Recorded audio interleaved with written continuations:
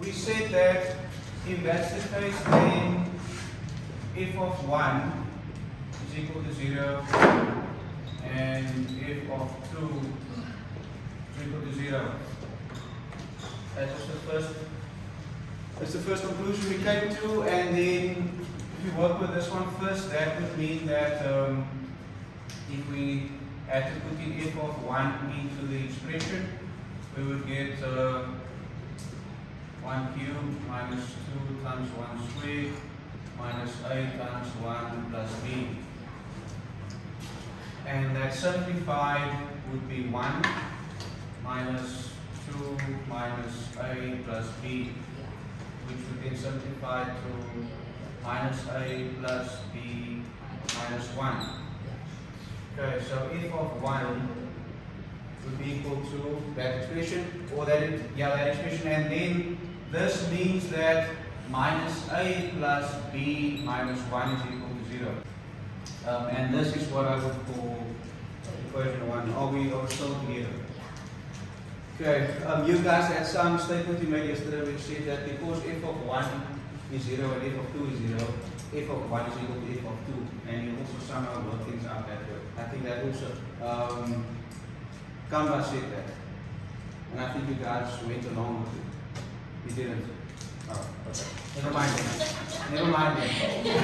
Okay, so f of 2 then is equal to 2 cubed in this case, minus 2 times 2 squared minus a times 2 plus b.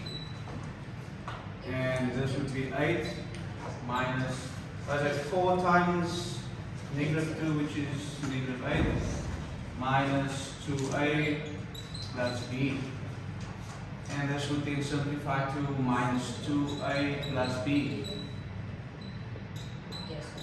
And if everyone's okay with everything so far up until here, and this means that minus 2a plus b is equal to 0. And these two equations, 1 and 2, we were able to make those conclusions because of this statement here. Are we together? So that's where 1 and 2 came from. Then we can now use, so we've got two unknowns and two equations, so we can use either elimination or substitution. So we chose to use elimination by saying that we can subtract the 2.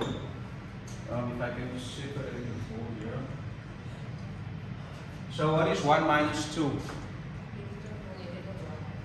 I would then say negative a plus b minus 1 equals 0, and subtract minus 2a plus b equals 0. And notice I left the gap there by the minus 1 because we don't have a constant in this one. So I can now say a is equal to 1 into which one? First one. Into 1. And I've got negative 1 plus b minus 1 equals 0. So that is minus 1 equals minus 2. So b minus 2 equals 0, which means b is equal to 2. Okay. Right? What does this all mean? So the question is, so we are basically, they're using the factor theorem in this problem to find unknown values of an expression. Okay, so it's just application of the theorem. So they're telling you if x minus 1 and x minus 2 are factors of this expression, use that fact. Use this fact that I've given you to find unknown values of a and b. Okay. So if I had to extend this question, I could have asked you, okay, now that you found a and b, go and factorize that polynomial, which is in fact what they are wanting you to do. The question isn't done yet. We have found a and b now. Now they want you to find the other factor. Now that we've found a and b, we can rewrite our expression as x to the power 3 minus 2x squared minus what?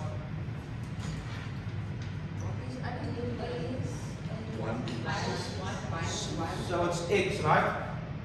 You must not write the 1. Mine's x and b is plus 2. Once we have gotten the polynomial, we've written down the two factors as it was given to us, and there's a third factor missing. We literally just needed to check how would I get to positive 2. In other words, what number must be here to ultimately give you positive 2. Now, you have to take into account the minus 1 as well. I think I left that out. So minus 1 times minus 2 gives me positive 2. Times what still gives me positive 2? A positive 1. And that's... Right? Oh no, I rubbed it out. That was the final answer. I just did it now again just to sort of consolidate that last step.